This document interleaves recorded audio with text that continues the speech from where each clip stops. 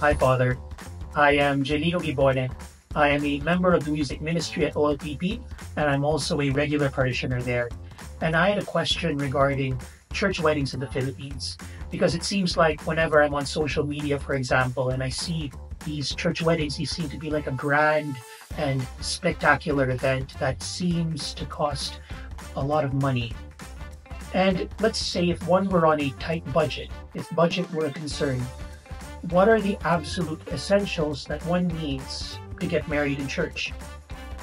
Maganda yung topic natin ngayon kasi ang katanungan, sa Pilipinas kasi sabi nila mahal daw magpakasal, no? Mahal daw magpakasal. Eh ano nga ba talaga ang sabi nga essentials o kinakailangan para ang magsing-irog ay makapagpakasal?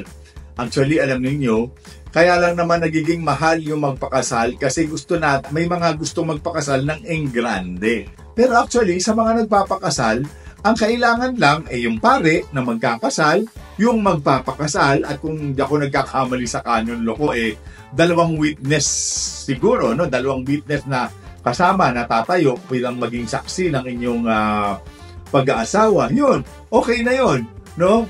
Kaya hindi kailangang maging mahal ang pagpapakasal, no? Ang importante lang naman talaga sa totoo, yung dalawang taong nagmamahalan at handang mag-commit sa isa't isa na magmamahalan hanggang kamatayan, no? Yun ang mas importante sa lahat. Higit doon sa mga dagdag na palamuti sa buhay mag-asawa. Tandaan ninyo na sabi nga nila yung wedding is just one day.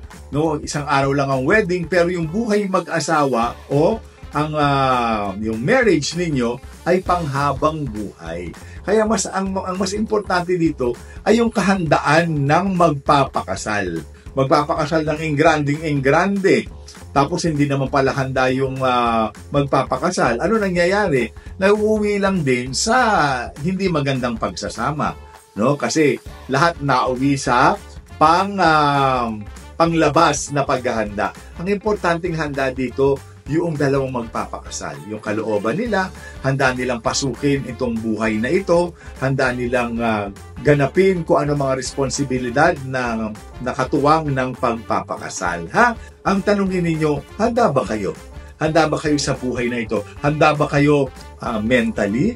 Handa ba kayo physically?